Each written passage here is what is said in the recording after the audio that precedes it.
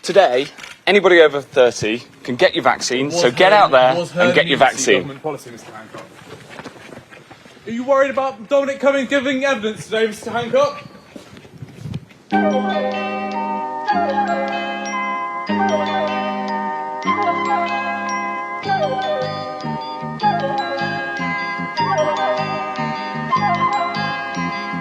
Hello and welcome to this episode of, hang on, let me check it in my mental diary, free episode, the free one. It's the free one. There it is. Welcome to the free one. Like clockwork, they do the voice. Yeah. Oh my God. I was at a girl's place last night who I met on Hinge. She was like, I listened to your podcast. And I'm like, oh no. And then she goes, yeah, you just spent like 5 minutes at the start going on about it being the free one. And I stopped listening. Well, I suppose you're going to have to quit the podcast now. Welcome to our new listeners. Milo, it's the free one. That's ideal. That way you keep all the secrets and embarrassing talk locked behind a moat of inaccessibility. A moat of bits that cannot be mounted by the casual listener. For those of you for those of you who tuned in now or a few minutes ago, you are hearing the dulcet tones of our friend Tom Walker making his first free TF appearance. Hello. Tom, how's it going? Thank you for having me. I'm well. I'm sorry for not waiting to be introduced. Immediate regret. Yep. Yeah, I'm afraid because you did not wait to be introduced, you will not be getting your third time appearance lounge access card. Yeah, we don't count this appearance. I understand. Yep. We're not going to be able to stamp the ticket. You are going to have to subsist on the cash bar, and you're going to have to sit out in the normal seats with everyone else waiting for the flights, but you do get a $5 meal voucher. Oh, fantastic. So, round of applause for Tom. We would like to waive the rule for Tom, but I think Tom understands that if we did it for him, it would put us in a difficult position in regards to absolutely. everyone. Well, I'm Josie nothing more Long than a would worm. be on our asses. She so often is. Yeah. Welcome to TF. It's TF, and we have our friend Tom with us. And Tom has brought to sort of my attention an exciting new opportunity in the crypto space, which we are going to talk about in a couple of minutes. I think it's a way to get rich and quick. Join me in crypto space. But first, I do want to do UK politics corner. Only a matter of time before there's Gorka coin, though. Yes, and we're going to make it. Gore coin. The only coin that comes down heads twice. You know how easy it is to make a crypto. You could do it in like 20 minutes. God, and then it's just like do a some holidays. Yeah, it's much like a holidays in that way. Yeah, but I don't think there have been as many sort of naked Ponzi all you need schemes. is a mixing bowl, a hollandaise that you're encouraged to invest in. This batch of hollandaise I've just made, it's only going up. You should buy now and buy often. Yeah, gives a whole new meaning to buying the dip. She's here all week, people.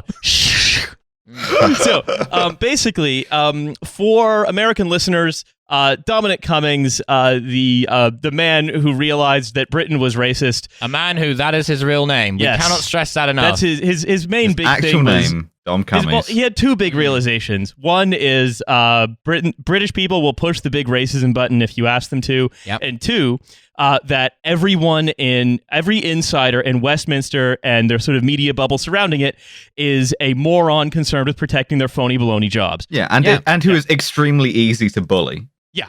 So basically, I have proved this empirically. Yes. Upon falling out with the government, he then ended up going on a big, long... he ended up sort of testifying, essentially, in front of Parliament, saying, look, actually, here's the real thing. We had no plan for COVID at all in March. Nothing. They were making it up as they went along. They had no planning. It's Nothing. crazy because that didn't come across. Yeah. Well, no, if you wouldn't have thought that. I mean, if you read our fearless media and lobby journalists, it definitely wouldn't have come across. No, if that was your only way of in many ways, I feel like a lot of people in Britain have a sort of Plato's cave thing going on where if you're only looking at the representations of Britain you find in the British press, you're living in an entirely different country. So effectively what happened is we did no planning, nothing. There was over 100,000 people died. because there was basically a bunch of guys in Parliament who were making it up as they went along. A bunch of guys in number 10, rather. Yeah, and Boris kept saying fun things like, "Oh, I quite like chaos because it makes people turn to me." I think it was badass that he was like, "Yeah, give me COVID, I don't care," and then he went and got wanted COVID to be- basically on purpose. Yeah, he wanted to be injected with COVID-19 by the chief medical officer on live I quite TV. like the Joker. Yeah. And also like he was there being like, yes, and then it was like the Spider-Man meme, and it's like, this is a stupid country for children. Yes. This is a dumb country. It's awful. I hate it. But the upshot of this was that he tried to get our special boy fired.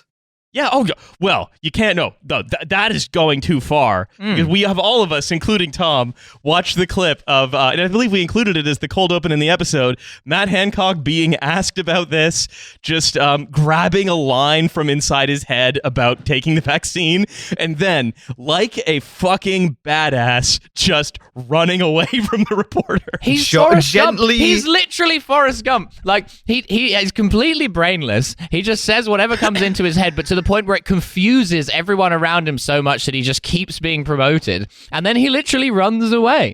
This is the most Chad move I've ever seen. Gently jogging away from the scene, a strategy that works as well for Matt Hancock as the Hillside Strangler. I thought it was so cool. It genuinely, it looked to me like he was an open world video game character who just finished a quest. Like, when you hand in something and you're like, oh, well, off to the next thing, and you just turn and fucking sprint. I mean, I think if you want to think about what Matt Hancock is... We don't like your kind around here, Hancock. Matt Hancock... Chicken chaser. Do you chase chickens? Matt Hancock is essentially he gives the side quest that's the comic relief in the Witcher game. I think if you're having trouble with drowners, maybe call a Witcher. Yeah, that's right. So just a completely just non-function. The elite of this country is non-functional and has been non-functional for a fucking while. And also it's like we get it's one of these things as well where you just have to deal with being Cassandra, where everyone knew, or at least everyone who sort of applied some critical thought to it knew that's not many people. That Laura Kuenssberg was basically just tweeting out what Dominic Cummings sent her over WhatsApp. It was obviously that was the case. Then he said, yeah, the main person I was in contact in the media was Laura Kuenssberg, which the BBC then silenced when he said it. Yeah. Yeah, they cut away from it, didn't they? They had an announcer talk over it. Yeah. Yeah. It's like the entire sort of elite stratosphere of this country is just constantly like Bud Dwyering itself with a Nerf gun. Like they're just like embarrassing constant failures in national television that they're all trying to cover up from one another. And the Tories are up another 6 points. I love it. It's great. They have like a Brewster's Millions situation going on, but for the polls, where like the more they try and like lose the election, just the more popular they get. Well, like also as the Labour Party have been handed this massive, slow-moving soft pitch right down the middle. What have they gone on TV and the radio to talk about? It's Jeremy fucking Corbyn. Awesome. I love that. That's so right cool. now what we have is when everyone's zigging, you gotta zag. They basically have said Jeremy Corbyn should apologize for the Free Palestine marches. Jeremy Corbyn should reveal his. The next one was called for from Neil Coyle, MP for Bermondsey and Old Southwark. Was like Jeremy Corbyn fiddled his expenses on the basis of like we got too many donations for his I like legal old campaigns. Southwark because there's like the old village, the old timey village in Suffolk. We have to apologize to the public for allowing Jeremy Corbyn to be our candidate, because if he wasn't, then we would be ahead in the polls, even though he isn't now, and we aren't ahead of the polls. And the third one was the intimation from someone in Starmer's office that Corbyn didn't take the vaccine because he's an anti-vaxxer, even though he's been campaigning to get the vaccine more widely distributed. Amazing. I think they mistook him for his brother or something. But what's crazy, also, the thing that makes you feel most insane is that literally the only person who prominent in the sort of the British media and political ecosystem who saw this coming and in retrospect called for what were the right decisions was him. The only part is because like everyone in Britain, I think, since maybe Harold Wilson, the entire sort of British political and media elite have been slowly turning themselves insane. They have been subjecting themselves to because like they had to stop noncing. Well, they've been subjecting themselves to a kind of like, I don't know, the Ludovico technique, but where you watch like a video of an automated Amazon warehouse, and then like, I don't know, like Patrice Lumumba's inauguration ceremony.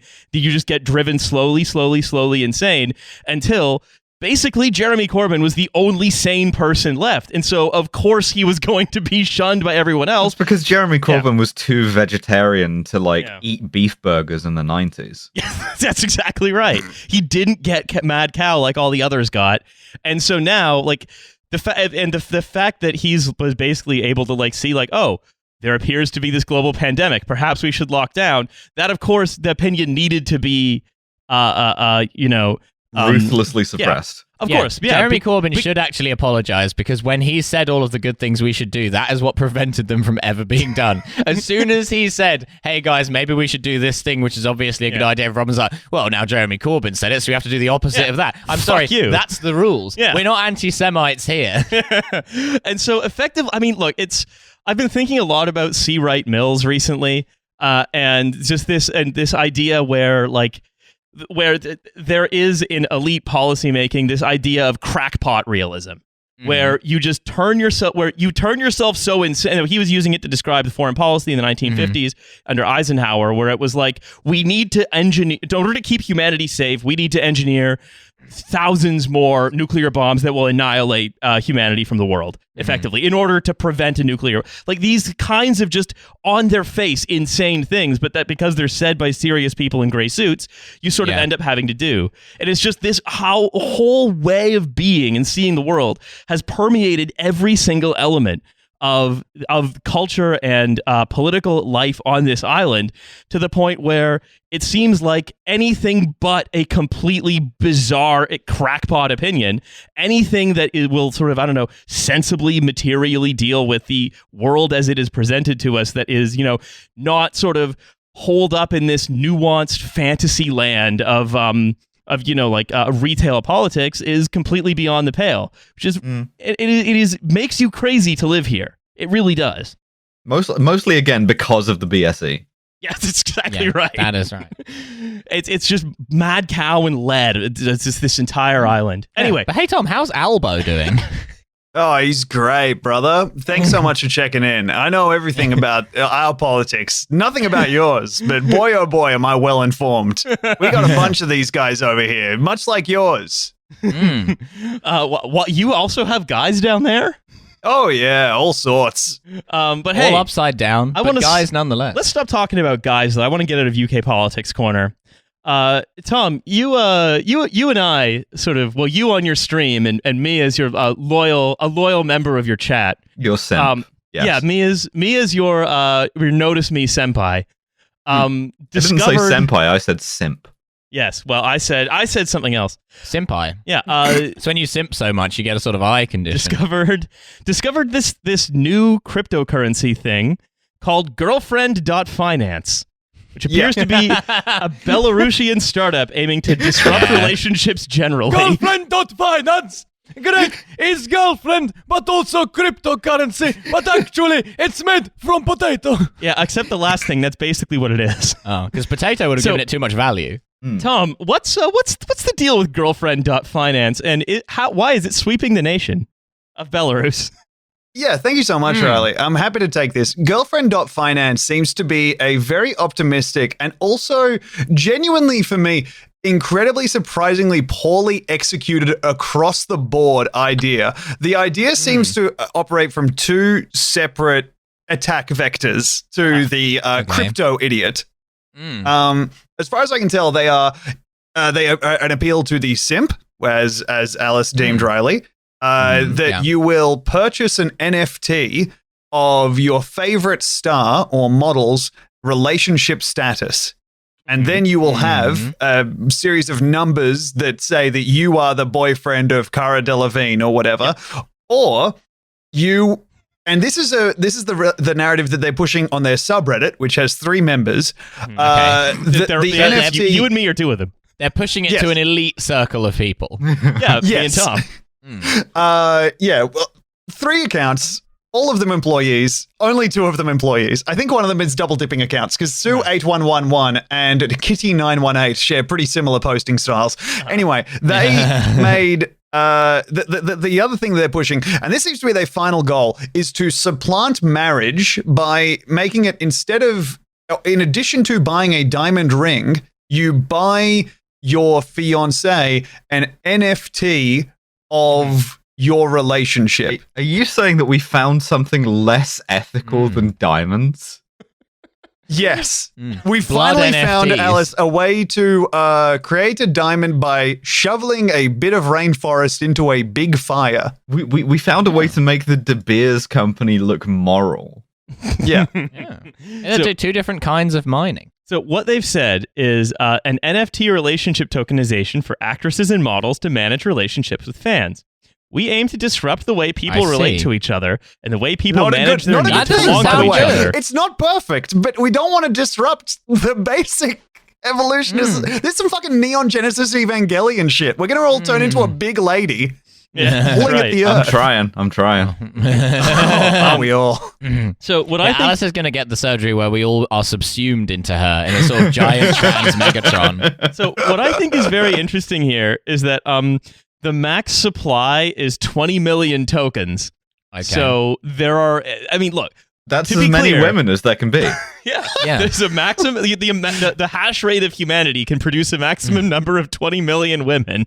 We did an analysis on the amount of total dimes out there. Like, I'm talking grade A. I'm doing the hourglass motion, but I'm doing it for a long time because it's an NFT. Mm-hmm. My wife's actually mining a daughter for us right now. We've got a rig set up in her uterus. We got to throw RTX 3080s in there. Oh boy, it was a tight squeeze, but now I'm really excited. Oh boy, her ovaries hot. So they say the end goal is to replace outdated governmental institutions with an intergovernmental blockchain organization that lets people define their romantic, familial, and personal relationships. Why? Why? These people never ask themselves why. They just have age of consent reasons, I suspect. Well, you just what you do is you have an idea for something you can put on the blockchain, and then the idea is to put it on the blockchain as fast as possible, and then get as much Ethereum as fast as possible. On Alice's note there is an interesting post on the subreddit, which is, again, made by a member of the company that is like, this 18-year-old girl I am seeing asked me if we are official, so I bought her the NFT of our relationship.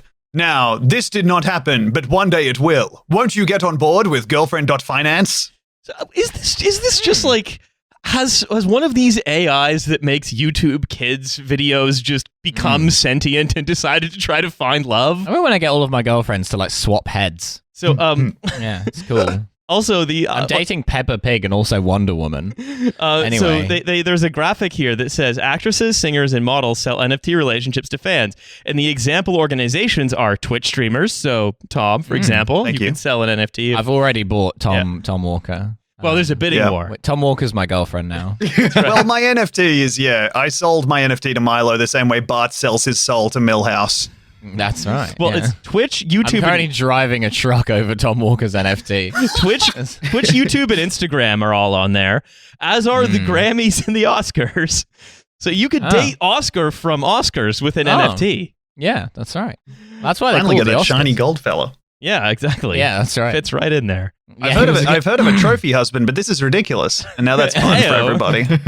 Well, the idea that like the Oscar statue was based on that guy because he was shiny and gold. The goldest actor in Hollywood, but he was lost on the black and white era. Yeah. So basically, right, the premise here seems to be, this is not going to go anywhere. I think it's just like some bizarre Belarusian project. And there have been a few over the years. Let's be real. They want to, quote, incentivize females to embrace the new normal of relationship tokenization. Okay, females is an immediate red flag. As soon as you see someone saying females, I'm immediately like, nutcases. Yeah. Not I'm that always trying to incentivize females.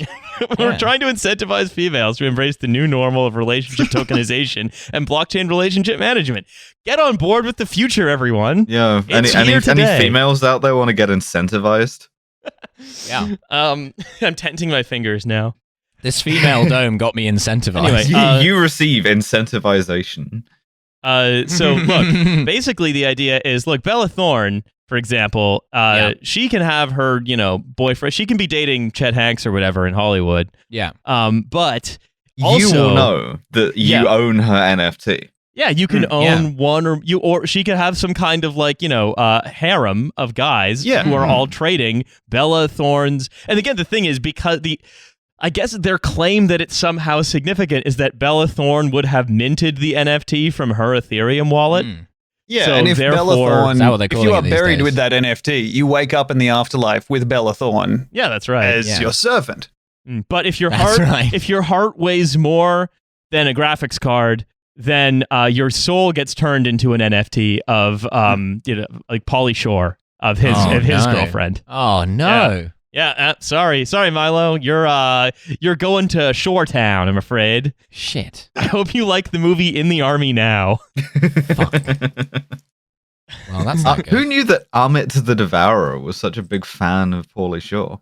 He has his charm. That's right. Makes sense. I have so I have joined the Girlfriend.finance Discord. Uh-huh. How I many am the- members? A vibrant community. Thank you so much for asking, Milo. I am the 11th member of the it's doing better than the Girlfriend.finance subreddit. Discord. Yeah. Yeah, the subreddit is absolutely dead. It is a fucking wasteland, and there is one person there who seems to be having kind of similar feelings to us, but the thing he is chasing is kind of trying to nail them down on, I'm going to sell my GF's NFT without her permission. I'm going to mint an NFT in the name of my girlfriend and dating my girlfriend, and then I'm going to sell it to someone, and then they're basically trying to tell him, well, no, that wouldn't be cool. And then he's like, yeah, but I can do it with your system, right? And they're like, well, yeah, Yeah. Of course you can do it. of course you can do it. I mean, Like the guys who invented the dark web are like, well, and now you shouldn't do that. I mean, you totally can. yeah. Yeah. But yet we're gonna ask if you could stick to like drugs. Yeah. You know? Mate, drugs are fine, but maybe that other thing, maybe don't do that. We can't stop you. I can't stress that enough. We can't. But Really, honestly, I can't. Yeah, what I think is sort of, if there's to be a takeaway, look, I don't think Girlfriend.finance is about to redefine anyone's relationship anytime soon, but do be on the lookout speak for yourself. for more more attempts to disrupt something about your life with NFTs, because it's coming. Yeah. It's to be gonna- disrupted. yeah. It's gonna, every single time. There's no example of a time when it's not stupid. There's not one example of a time when it's not stupid to use that particular system. What about canceling a guy for buying an NFT of an underage girl? Yeah, you What got about a that? weird age gap in this NFT. Yeah. We're doing the maths here, and it looked like you minted this when she was 17, or you at least started the processes twirling when she was, oh boy, you're not coming out here, champ. Starting the process is twirling. Yeah. Get that NFT swirling for me, champ. Pulling the big crank that says NFT to maximum. Yeah. I also looked up Tatiana Staralatko, who seems to be the kind of she's the face of the movement. She's the head of a Belarusian IT company. Okay. Would you guys like to hear another project that her company has worked on? I would would. love to. In 3D police car parking, we have implemented as many as 20 types of parking. Okay. This What is are a the 20 game what are for they? Android But phones. Tom, what are the types of parking? We have opened Well- up a pocket dimension you can park cop cars in. Yeah. Any one of these can meet the driver when driving around the city in real life. Each of the levels is much more difficult than the previous one and requires a certain skill, and experience. Is this a game? Is it a The driving difficulty assist? lies in the fact that at the slightest mistake, the mission has to be repeated until the car takes the perfect parking position. So wait, she made a game where you park a cop car? I believe her company was used to outsource a phone game where you park a cop car. And I think you'll be playing that on stream. I'm immediately really interested in it. Yeah, genuinely, unfortunately. Yeah, absolutely. Yeah. Because what is more thrilling than parking a car? That's what people love. If you ask any driver what their favorite part of driving it is, it's parking the car. Yeah, I went into the video game shop and asked what's the game that every boy wants. That's right. Yeah, this is definitely the Lee Carvello's putting challenge of Grand Theft Auto 5. So, Tom, do you have any more on Girlfriend.finance, or where can viewers find you? Can they bid on you yet? I mean, we've already bid on you. You know what? Weirdly, if you just type in Girlfriend.finance, I have emailed Tatiana and she has not gotten back to me. Okay, So this is a public call, Tatiana. Shall I write to her in Russian? Get in touch with Tom. Also, Hussein, что это такое? Ну, ответь. Also, Anna and Lucy DeChinque, please make a cameo for Tom. I've tried to get one for him. Хотим просто узнать по-честному про вашу компанию. All right. I assume she listens. Well, look. It's a free one. Yeah, this is what we're doing. This is what we're doing for our friend Tom here. No, so I want to move on a little bit from a little bit of a big from a stupid cryptocurrency thing that will obviously never work to a stupid cryptocurrency thing that will obviously never work.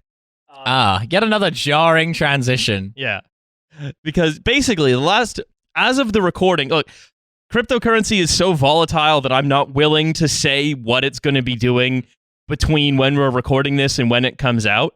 But at the time of recording, basically, Bitcoin is like halved from its all-time high value, largely because Elon Musk tweeted about it.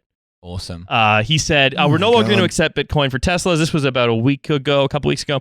And then Bitcoin started sliding and crashing, and a number of other things happened as well. Korea has cracked down on mining. China has cracked down on mining.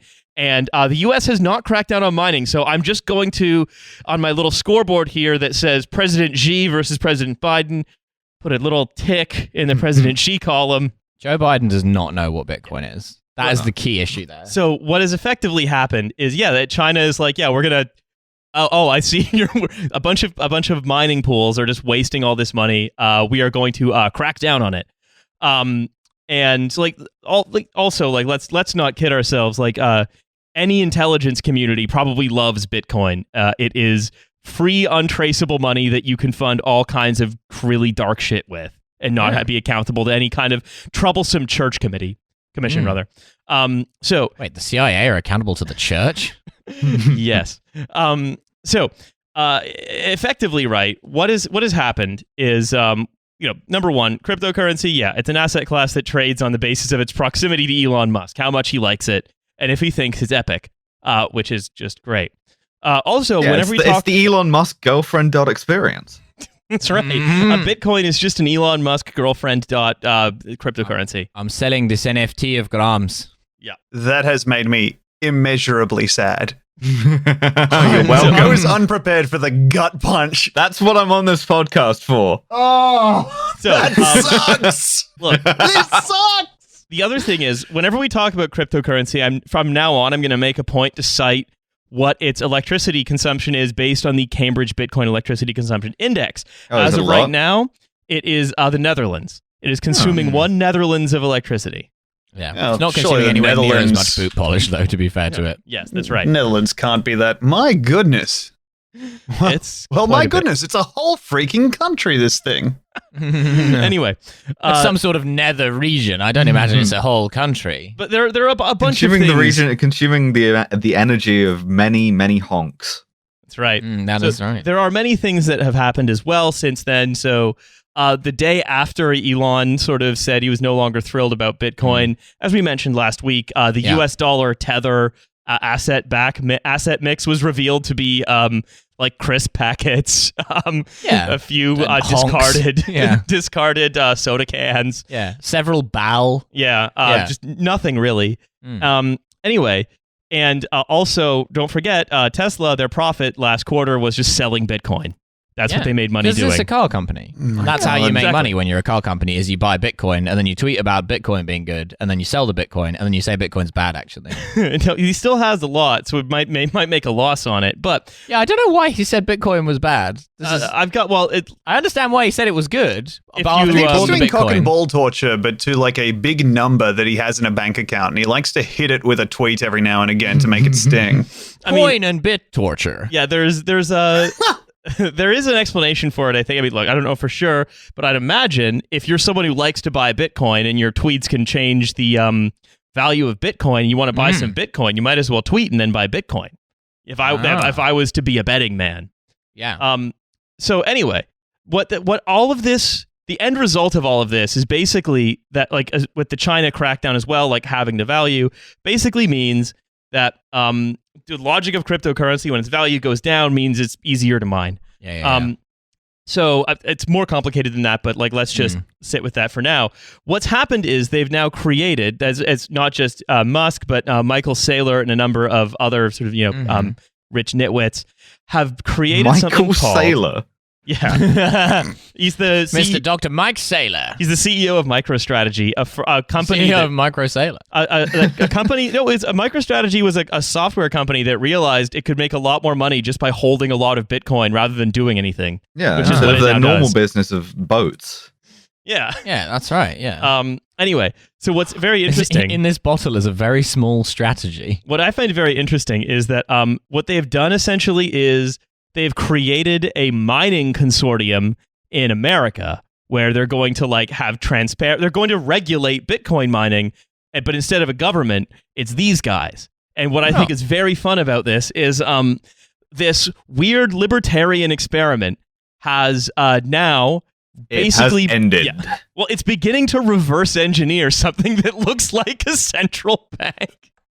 Yeah, because it's the only way you can have a currency that works is to have a central bank. So they've just had to invent one. Which is very funny. So Saylor said, I think the first step is let's come up with a protocol for us to publish energy information in a way that we can share it with the world and then work together to make sure that we pursue sustainable energy goals. So basically what they're saying is that they can mine artisanal Bitcoins with like hydroelectricity, and that I love an artisanal Bitcoin. And that those are going to be, worth more because they're going to have like an ESG premium of some kind, which is ludicrous.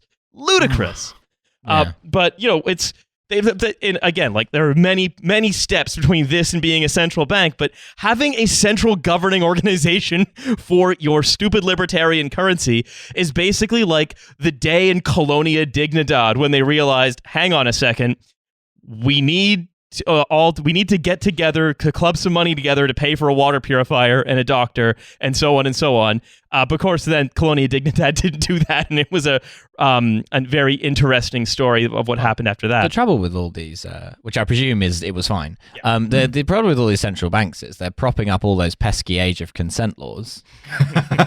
And, we can keep all of the like monetary policy, but we need to do something about that. Yeah, what if we had a central bank that was full of like Reddit guys? So they said the organization would be funded by dues from member miners. So like, again, in the US. First I thought you said funded by dudes. And I was like, yeah, that's right. I mean, it would be. And probably find supplemental revenue streams. Certified miners benefit for increased demand for artisanally mined coins from investors. Because we say there will be. Well, I mean, a fair trade Bitcoin. Effectively, yes. And again, look, there's a lot of clear blue water between like this and a central bank, but they do seem to be creating a government to solve taking steps in that direction. They seem to be solving a coordination problem with their currency by creating some rule. I thought this was supposed to not be that. Yeah. Interesting. But the fun, and like and Goldman just released a report on it as well, which I've read because this is what I do, I guess. Yeah, you read stuff. Yeah. Michael Novogratz, the co-founder and CEO of Galaxy Digital Holdings, said that Bitcoin is a good store of value, despite the fact that it has no income, no practical uses, extremely high volatility, and so on. By saying, look, Stores of value are social constructs. They have value because we believe they do. There has never been a more successful brand created in a short period of time. It's like they floated the baby in the river, the community raised the baby, and it's now worth about $1 trillion. But like the holdings of it are so incredibly concentrated that basically, I don't know, like 200 guys in a couple of mining consortiums basically decided this was an asset class, and now it is. And the trick that's being played by the guys doing the mining pool and being like, oh, we're Elon Musk and we're going to do artisanal Bitcoin mine from hydroelectricity. Like, that's still taking green electricity out of the power grid and using it for this thing that just burns surplus. Yeah, it's a waste of time. It's just, it is the creation of exchange value with no use value. It is just burning things that could be made to make your life better, is instead just going into a big oven that then comes out as, you know, a fun internet money for guys with laser eyes in their profiles on Twitter. Yeah. And, you know, the interesting thing as well, that's an important constituency, and we wouldn't want to disenfranchise them. Yeah, we do love to see that funny line go up and down and make everyone sad or happy as well.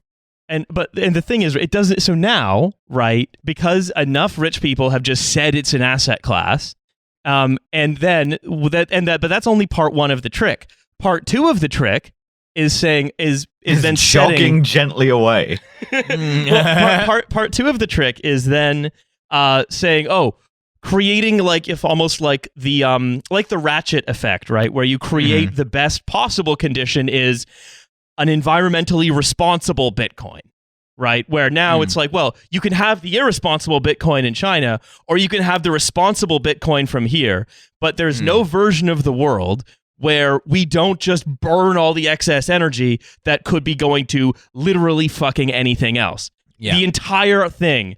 Like, if they're like, I'm not for carceral solutions to things generally, but if the American state could somehow just go and dismantle every single Bitcoin mining rig in the country, it would make the world an immeasurably better place. Yeah. I mean, and also, like, the US, they've put so many people in jail already. Why not just expand it by, 20 guys? Yeah. Listen, in fact, release 20 of the guys you've already got in jail, like for weed or something, and replace them with those guys. It won't even increase the level of carceralness, so we can be in favor of it. It's fine. Do that, and then shit'll be better. Yeah. I think give everyone a full gaming PC. You know, you got your RGBs, your LEDs, your SSDs, all that stuff. Just minus a graphics card and let this work itself out. Yeah, that's right. Just deny them a graphics card. They'll figure out where those things are hiding, and there'll be some number-loving freaks getting absolutely robbed. So what's interesting, right, in this Goldman report is all the Bitcoin guys talk like they're on a mission from God. So Novogratz says, right? Oh, the Blues Brothers 3, Bitcoin. Novogratz says, and a core group of crypto people see it as this, and I quote the Blues Brothers here, a mission from God. No fucking way! Dude. You gotta go see the penguin, and by that I mean Elon Musk. They want to rebuild the infrastructure of financial markets in a way that's more transparent and egalitarian and doesn't rely on governments. After that, he says, look, one of the main reasons people have gotten excited about Bitcoin recently is that we're worried that we have an unsustainable balance of monetary and fiscal policy that will eventually set off an inflationary spiral. More and more Americans are in favor of paying for college for people whose families earn less than $100K annually. Biden just gave half of the $1.9 trillion stimulus package directly to people who need it. But capital tends to be taxed and given to labor. None of that is fiscally prudent. There's no political imperative to stop spending money. So basically, it's like, this is, if you're a rich guy and you can't afford to build a spaceship, the whole idea of Bitcoin is you're going to find places where there are cheap energy and then hoard it to find a version of money so you can create a little society for yourself where all of the poor politely die. Yeah. Yeah. I enjoy, actually, there's a lot of parallels to the Blues Brothers, because it's like the bit in the Blues Brothers where they get to the Blues Brothers get to the country bar first, and they pass themselves off as the country band, the Good Old Boys, and then the Good Old Boys show up, and they're like, oh, have you come to see the Good Old Boys? And they're like, but we're the Good Old Boys. And then that's basically what's happening with the mining consortium. The Chinese are already there mining it. What I really want to happen, what we want to happen is the end scene where every cop and National Guardsman in Chicago is separately pointing a gun at the Blues Brothers, but for crypto guys. That's right. That's right. It fully, like, a sensible polity would make this entirely illegal. Would destroy this market overnight. It is a basically an all-consuming monster that needs to be stopped before it's too late. Crypto sucks. My understanding of crypto is the way I've been able to make it make sense to me is either it's like paying like a big machine that burns a fucking 100-year-old oak a second just to add 1 + 1 for the rest of eternity, or I think of it like you get to make it like, you know, an NFT where you like run a car on a treadmill for 3 months and you just fucking gun that thing at 80 kilometers an hour, and then at the end of it you get, I don't know, the number 5, but you're sure. Yeah, that's right. That's more or less it. Yeah. It's like this show brought to you by this number 5. Yeah, this one, and no one else has this one number 5. No, they can use it. Yeah, look at it. They don't have it. No, only you doesn't have say that it belongs to them. Yeah. If you want to count to 10, someone's counting with your number. Yeah, that's right. Yeah, it's a whole new generation of guys being sold bridges. Yeah. Just being on the dating app and being like, hey, you ever use the number 5? That's actually mine. You actually have to give me your number because I bet it contains a 5. Yeah, statistically. You have to give me all the 5s from your number. Yeah, that's right. Moving to an area code with a 5 in it just to increase my chances on the apps. I got this killer line that only works in, I don't know, Westport. Yeah. Is there a 5 in your number? Yeah, that's right. So I want to move us on a little bit to talking a little bit about something that SoftBank has done. Boy, this is going to be good. Oh, yeah. Groovy. Yeah. This episode full of insane cockamamie business ideas that will never work, and also cryptocurrency. That's right. I think, look, Girlfriend.finance is the only difference between it and most SoftBank-backed companies is that Girlfriend.finance is less slickly marketed. It doesn't have like millions of dollars. Yeah, it could change. Masayoshi-san, invest in Girlfriend.finance. Mr. Masayoshi, could you please? So you don't understand. We could own Bella Thorne. So Lemonade is a SoftBank-backed insurtech firm. David Cameron is going to start working for Girlfriend.finance. Yeah, just texting Rishi Sunak. Yeah, hope you're doing well in the heart of the machine. Got a really interesting company for you about buying pussy. All best PC. Have you heard of Bella Thorne? I've been on Reddit incels and they're talking about government issued girlfriends. Are you on the subreddit, Rishi? I've got a JPEG of Emily Ratajkowski that I'm willing to let go for a most competitive price. We're willing to accept taxes in JPEGs. You slipped into sort of a Mandelson there, but it was still good. I don't know what he fucking sounds like. I was swinging. I was on the seat of my pants. A very buttery staircase. So, Lemonade is this buttering up a rack of graphics cards. So Lemonade is a SoftBank-backed insurance company. That's nice. A drink. Shouts out to Idaho Bones on Twitter who helped me a lot putting this together. Idaho Bones. Yeah. So there's a lot to be discussed, and like their corporate structure is very weird and stuff. One of the later series of Bones. Yeah, that's right. She goes to Idaho. It all moves to Idaho. Anyway, but today I just want to focus on one thing, which is their AI claims process. So, but the company is valued at over $5 billion. They claim to be disrupting insurance for, your usual people who like disruption, your millennials and Gen Z people. Yeah, cool. Yeah, people who don't like owning things. Yeah, we love that shit. So they do renters insurance, which they make gangbusters on, homeowners insurance, which they have almost no clients on, and pet insurance, which is basically unregulated. And what I find very interesting is a lot of their engagement in the media has been basically completely uncritical.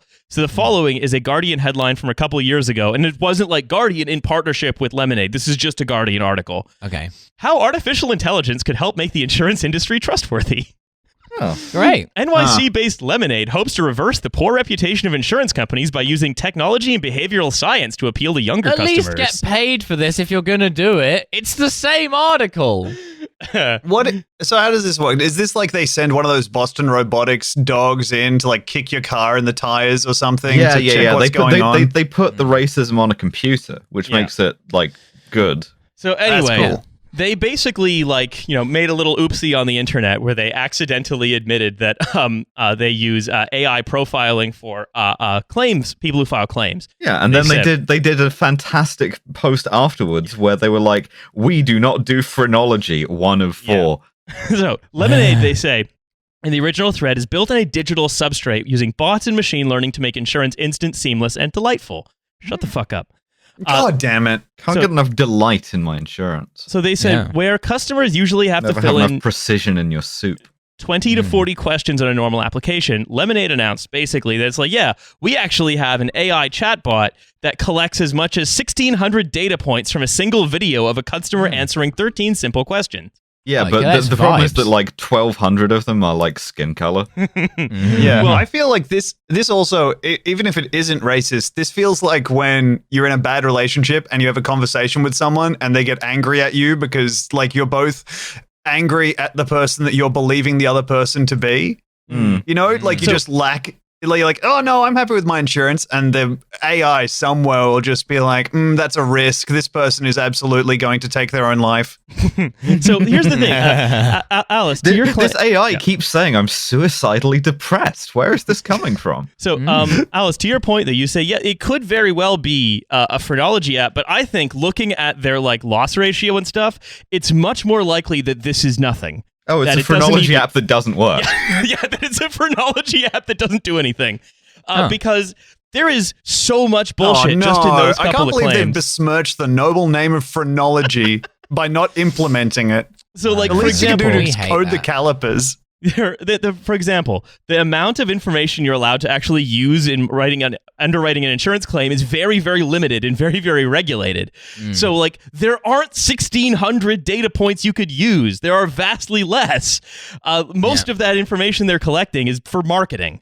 You cannot make a decision based on that information. It's illegal. How many? And you're saying he had how many Wonder Woman standees in the background? No, that seems personal.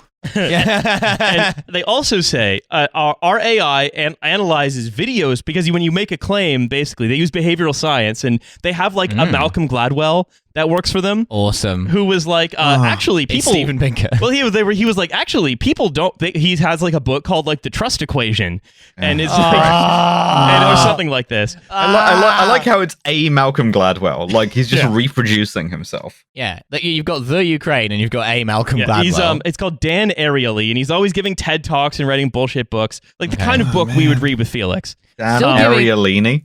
Ariely. Oh, the inventor of the areola. He says and he's basically people won't lie if they're looking at a video of themselves, and if they sign a pledge pledging to be honest. So basically what Lemonade said is, we can remake the whole insurance industry by using AI to analyze a bunch of stuff we're not actually allowed to analyze, and then making people sign a loyalty oath to the company. A loyalty oath. Yeah, more or less. And so and then the way they make sure you're not lying is to just mirror your webcam back to you. That's one of the big things that they do. This is genuinely one of the biggest pieces of junk science since it became popular knowledge that photos of eyes deter thieves, and so therefore after that every bike stand, every bike rack had a big poster with thieves, we're watching you with a pair of eyes on it. That's just a butterfly. That's just a moth. It's a moth's predator strategy. Also, I think I did a lot of improv earlier in my life. Look at that. I've done a lot of stealing, and if there's one thing I know. What I'm trying to say is I've lied to myself a lot. I've pulled myself out of some real deep holes by lying to myself. I don't have any problem with being dishonest with myself. So basically, again, this is all just sort of woo-woo hype shit. Because this is another example of a big SoftBank-backed firm where the main client isn't you. It's not the person going in and taking out insurance. It's investors. It's we've got this, because if you think about this, right? Greensill, they said, we have this wonderful technology. Well, they didn't. They had a third-party invoice processing system and then a bunch of marketing. Yeah, and that was one guy in Australia. And in this case, Lemonade is we have these amazing AI chatbots that collect a bunch of information we're basically not allowed to use at the core of our business.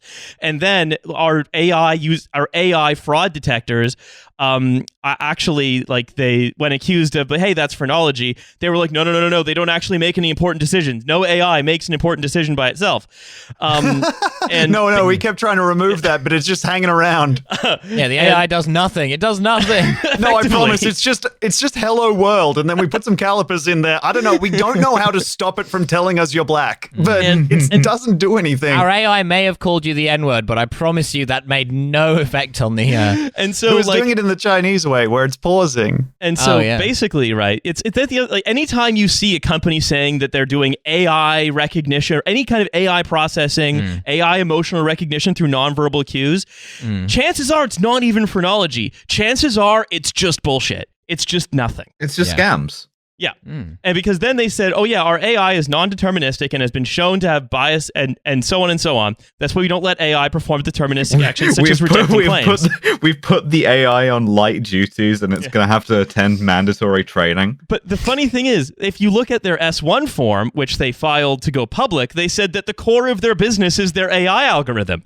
So what I ask you is, if you can't price policies based on most of the information that you're taking in from your chatbot, and you don't use AI to automate decisioning, how is it the core of your business? What is it doing? You could sell the data that it's you gather. being cool. Yeah. I think this is what happens when the CEO's AI son needs a cushy job.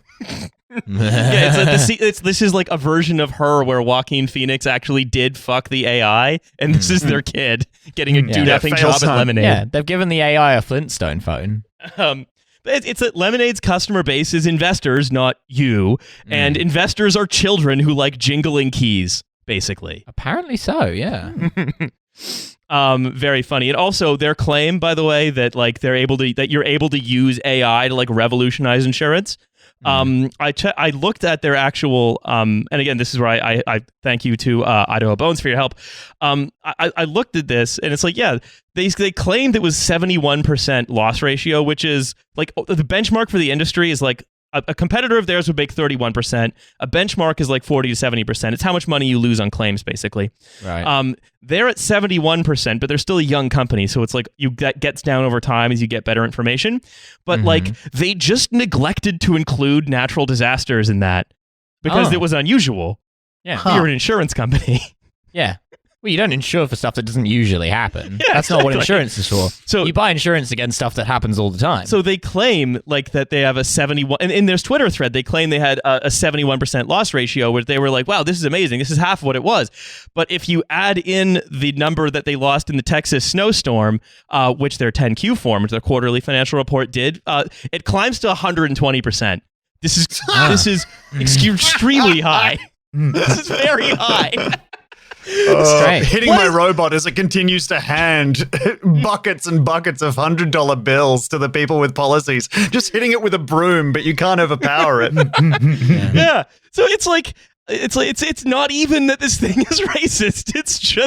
It's just another SoftBank nothing. Yeah, I better keep filling these buckets of the robots with $100 bills. Otherwise, God knows what it'll do. Yeah, and I think look, the real thing, right? If we're being serious for a moment, is that if you're marketing yourself on like on providing a service based on surveillance where people don't, because if you fill in a form for an insurance thing, right? Yeah. You fill in 20 to 40 questions, you know what questions you're answering, you know what information you're giving them. Yeah. But if you're being surveilled, they ask you what your job is, and you say podcaster, and they're like, your insurance premium has just doubled. That's right. Yeah. If you but if you don't know what information is being taken from you, then you begin to regulate your own behavior because you don't know what you're actually saying, right? So it almost doesn't matter that it doesn't work. If people believe it works, that's all that it really requires. Yeah, it's one of these panopticon things. Yeah, because it turns the human into an object of study rather than, say, a person. I don't want that. No, you don't want to be an object of study. I'm pretty sure that the guard occupying that tower isn't looking at me at this time. Yeah, exactly. I got to stop jacking off because I've got my insurance meeting tomorrow. I've got such low self-esteem that being in a panopticon doesn't work on me because I'm like, who'd ever be looking at little old me? That's right. I can probably get away with whatever I want down here. Not that it matters. All right, so I want to finish this off with an article I've been sitting on for a little while. Guy in the cell next to you being like, no, Tom, the guard totally looks at you all the time. Oh, come on. No, did he say that? Or did he Believe look in at yourself. you and then look at, I don't know. I don't care. I don't He even does. care I about don't the guard know. in a tower. It's fine. Whatever. So I don't even think about it. who over here knows who Thomas Heatherwick is? It's a great name. Designer of the new Rootmaster. That's Yeah. correct. Thomas Heatherwick is. Oh, sorry. I was just going to say, Alice, a little while ago, you made a joke that someone was the inventor of areolas, and I can't stop thinking about how useful that guy would be, because without the before that, areola, just the nipple nipples. is such a rude shock. Yeah. Dude, that would Yeah. be so fucked up. Just Yeah. this little fucking blink. Yeah, the areola is kind of a fade into the Yeah. nipple. Yeah. It's, Oh, it's essential. so, Yeah. Alice, you know who Thomas Heatherwick is. Yes. The man who designed the bus. He is one of, Of course these. Alice knows who that One of is. these British he's a designers. design guy. He's like Yeah. a fucking like black turtleneck design guy. Indeed. Yeah. He was also the designer of the Garden Bridge, the ill-fated Yep. Garden Bridge. Yeah. What's the Garden Bridge? Rob? A white elephant project that cost London sort of one of Boris's deranged mega projects where he was going to have Yeah. a bridge with a park on it, and It's the estimate for that was like billions. Yeah, it's like a Saudi mega project, but without the follow through. Yeah, basically, this was Right, the okay. guy that Boris went to as mayor of London specifically anytime he wanted to do something grandiosely and stupid. Yeah, Anytime like- he wanted to input it like a SimCity cheat code and just have Yeah, approval yeah. jump a bunch, but then it wouldn't actually happen. Mhm. Yeah.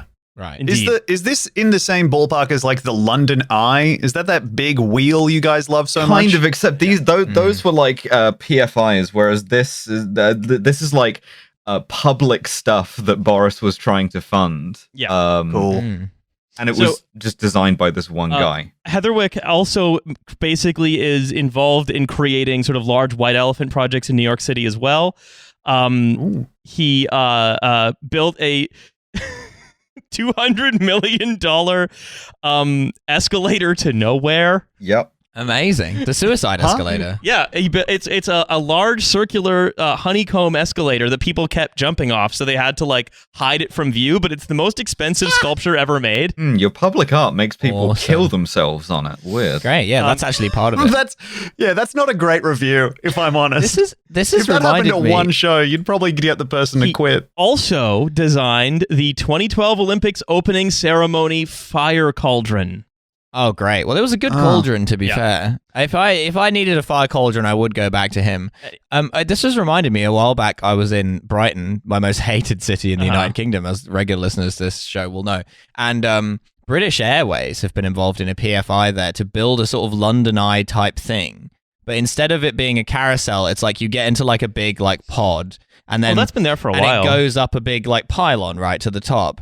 But of course, the view you get at the top is half just the sea, and then half of it is Brighton, which is like a bunch of Victorian houses. Why would you go on this? There's no skyline. This has been Milo's complaint about Brighton Hour. But it is. I mean, I think it's just I it's should very also it's say- deeply PFI energy, is what I'm saying. I should also say about the escalator to nowhere that a bunch of people killed themselves on. It's in Hudson Yards, and it was like the centerpiece, big public art thing of Hudson Yards, the like mega gentrification bit. Yeah. It was gonna be like illegal to take photos of it, and if you did, Thomas Heatherwick would own the copyright to those photos. It's like So we're Area gonna make this like a 51. fucking real life NFT some bullshit. it Effectively, looks yeah. like shit, by the way. Oh yeah. Well, It also looks like so bad. I just looked it up. and It looks Hudson like Yards. shit. Hudson Yards in New York is also not a place for humans to live. It's just No, it's a place for humans to kill themselves. All right, I want to see this sculpture. it's now. just a place for like people to put money to invest. None of this It's is called for the it's- vessel, apparently. It's all just it all just is a parody of a place, a parody of art, etc., etc., etc. And this is, and for some reason, Thomas Heatherwick the last couple of weeks has just been like Oh yeah, it does Yeah. look like shit. it looks like a pine cone, has just been massively pushed by like all of the newspapers for some reason as like the person we have to talk to about reopening the world after the pandemic. He said, The post-pandemic world is opening up, and this was ably pointed out to us on Twitter by listener Will Jennings. The post-pandemic world is opening up, and for those with decent careers and nice houses, it's good. It's a world of dropping kids off at school, commuting in your pants to your study, and no longer sniffing the armpits of your fellow tube travelers. Some people are into that. Yeah. Let's not kink shame on this podcast. Finally, on returning to the office, we can start sniffing the seats we've all so dearly missed. So the danger for this... How has Carol's Musk changed? The Let's find danger out. for the smug middle-aged people is that, and this is him talking, is that they think they don't need to come into the office because they'll be less relevant. The pulse of organizations will be about younger people who come together and learn together and push each other. So yet again, a guy whose main thing is like designing offices. He says he wants to design enticing offices, of course, is saying, come on, get people back into offices, get people back into offices. Really we didn't sexy, do like this Awooga offices, where you look at it and you're like, oh, that office is showing a bit of ankle. Well, that's more or less what he says. Again, his actual thing is just, what if we did like a curved line with a shrub on it, but otherwise it was a normal office? Yeah. This is so funny your that office this was is a the big kind of- pine cone? Yeah. This is the kind of guy who wants the world to open up. The guy whose one big work makes people want to die. He's like, finally, people can go back to killing themselves by looking at my big thing. Yeah, I mean, people said that big pine cone thing was useless and a waste of time, but actually it wasn't useless because people were able to kill themselves using it. They just reopened it this month, right?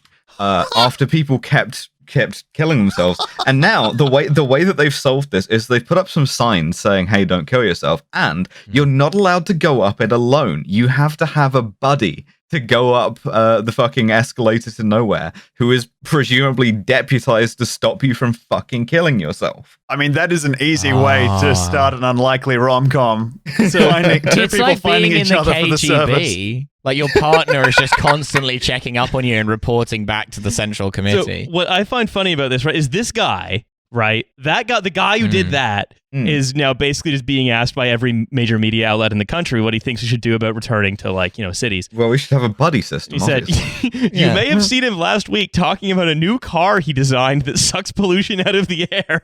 So he made a Homer. A new car he made that sucks. Okay. But that's not a real thing, is it? You can't. A car Heatherwick can't car. suck pollution out. So of he the says, air. What I've invented in lockdown is a cake that makes you thinner the more delicious it is. It's called the Aero. Aero is Okay, spelled now with I'm an looking I, it up too. and it looks fucking awful. It looks atrocious. It looks like an electric razor, but it's All got right, like I'm bringing transparent it up. panels. I told you, he made the Homer, effectively. It's got a Oh four-leaf my table in God. it you can unfold to make a dining room in the car. Okay, so when I've googled Aero, a kind of vape has come up, which I presume is a vape pollution out of the air. Just search Aero car. Yeah. Yeah, This is the most AIRO. 3D printed fucking car that I've ever seen. Oh yeah, I hate this. Yeah, so he says, right, this is the person interviewing him in the studio, says, in front of him there's a plastic model of the car, swishy and futuristic in the way that architectural models always are. Yeah, made of renderite. He has a dream for this car. He said, there are lots of songs from the 60s and 70s that mention cars that talk about how someone took the Chevy to the levee. Why don't we sing about our cars anymore? What took the Chevy to the levee? The guy driving it. You're taking American Pie, a song that is famously nonsense, as an example of like your inspiration. No one sings about cars anymore, Milo. Yeah. What the fuck is? Well, it turns into a bed inside. Well, here's the This thing. is the most confusing car. He says, what if the car were another room? What if it were a useful stationary space? Perhaps a study for those without the room. What this car is it's like the red room in The Haunting of Hill House. It's like the room that like it's something different to every person who gets inside it. Yeah, but it's also like, yeah, what if your car was also a living room? Yeah. This feels like what I a kid- cannot afford either of those. Thanks, Yeah, Tom. this feels like what a kid would say in the like liminal space between when people think they're precocious and when they just figure out it's a different kind of stupid. Oh, yeah. Wouldn't it be nice if everyone just got along? And if a gun shot life into people? Yeah, I guess. Thomas Shut up, Heatherwick is fucking such get a fucking job. gifted child. You're right. Yeah. He says, on the planet there are 1.4 billion cars, and each car has 2 square meters of space inside it. So we've Oh my got God, in the Mr. region Matt's over here. of 3 billion square meters of real estate sitting there, which 90% of the time isn't being used. And that's the thing. If you're someone like Thomas Heatherwick, who's a has the brain of a precocious 4-year-old, then yeah, that does make sense. But if you think about it for more than a minute, you have to ask yourself, well, wait, how come in general there are so many cars? And maybe the answer isn't, let's make them into playrooms. Perhaps the answer is there should be trains. No, people should sing about them more, and then that would make us... There should only be convertibles because they don't enclose the space. Yeah. So you should sing about your car. You should you should have your car be another room. It's so fucking bleak that this guy is getting all of the money in the world to turn huge swaths of our existence into soft play areas that people are then killing themselves on. Well, to be clear, the feature of the Aero is that it sucks pollution out of the air, but then it does pump it into the cabin of the car. It comes with with a pipe already attached to the exhaust pipe and through the window. Yet another suicide-enabling design. Yeah, this guy just wants people to die, and I respect that. He says his next invention is a gun, but the barrel points a long U back at the holder, like in Looney Tunes. He says he concedes that treating a car as a spare room may require cultural as well as technological change. Currently, if you were just describing being homeless, what the fuck is happening? Also, like, does this guy not understand? He has misunderstood a very fundamental thing about cars, which is if on, like, okay, be it either summer or winter, if you are sat in a car that is not running, it is going to be a very uncomfortable temperature. Oh, I'm sure he could invent something that will handle that. You know, maybe it'll charge from the air ambiently, like Brian Rose thought that London could Milo, do. why don't we just invent a 5th season that is the nicest temperature? Yeah, the perfect spring temperature for sitting in your car. So he says, why don't we simply invent the perfect day? Oh my god, he's so smart. What if every day was a perfect spring day? Currently, if you were to see a man sitting in a car by himself, you'd assume he'd had an argument with his partner or something. Okay, that's a weird form of projection there. About to go somewhere. Yeah, nope. Argument. It's certainly an argument. So, I love this. Just sort of. That's such a why does this Rorschach drawing look like my parents fighting thing. Yeah. And he says, right, like it's just the solution to, like, again, these problems of overcrowding, pollution, of like expensive real estate. Just some guy. Just a guy who is completely fucking inescapable, just gets like, who's just, as you say, Alice, just gets to sort of have his soft play area just become reality, is being like, what if your car was the sitting room? And then it just has to be taken seriously and written about in the mainstream press. Yeah, you're right. I guess that would suck in a different way to how things are now. Yeah, cool. You got it. Yep. The whole planet, he says, has homogenized buildings. Everything is generic. Housing has just all been bundled together. Work has been bundled together. You end up with somewhere that's dead during the day and somewhere else dead during the weekend. And I don't think you made one of those in Hudson Yards. Yeah.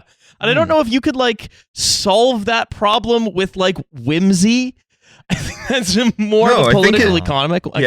In order to drive the Aero, you have to, like, have someone else in there with you. It's got, like, a seat weight detection like a Tesla, because if you drive it on your own, you will try and pilot it directly into a wall. Very, very battery car. And also, you note that when he says that people want places to have personality, which dare to be wholehearted. So yeah, you're walking into your job you're walking into your job at a call center, and it's like, you know, the glass door slides open and it, you know, I don't know, plays the fucking you Rick work in a car now. It plays the fucking Rick Astley song from 10 years ago. This guy makes the least personal things I've ever seen.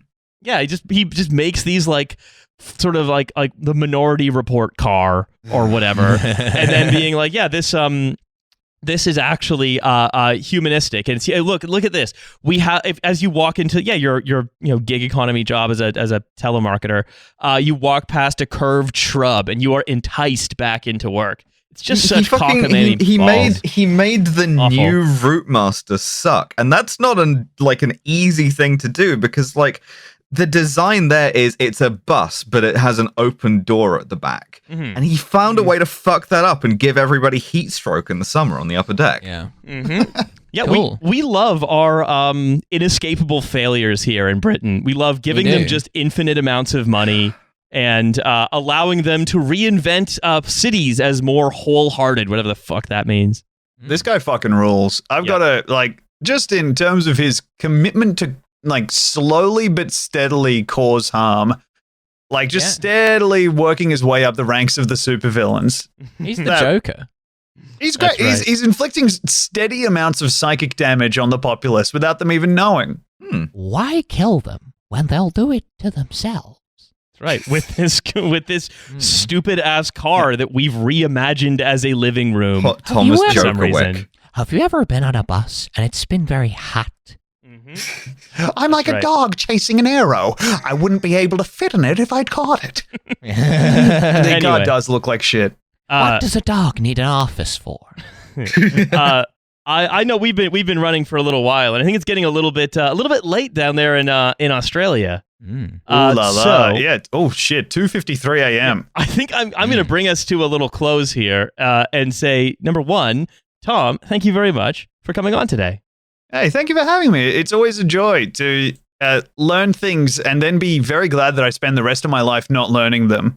Yeah, that's right. Spend the rest of your evening thinking about the inventor of areolas. That's right. Genuinely, Alice, you have no idea how grateful I am for them, because what a rude shock without the areola to ease you into something It being looked like an different Empire nearby. biscuit, you know?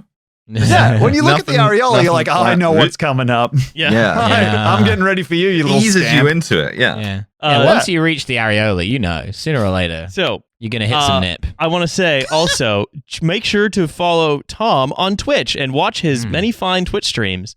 Oh, thank you. Where Make sure to buy Tom's girlfriend. on Girlfriend.finance. That's right. And you'll frequently find myself and Devin there in chat, sort of trying to shock him off of various platforms while he plays Lost Egg, or get him to crash his car in American Truck Simulator.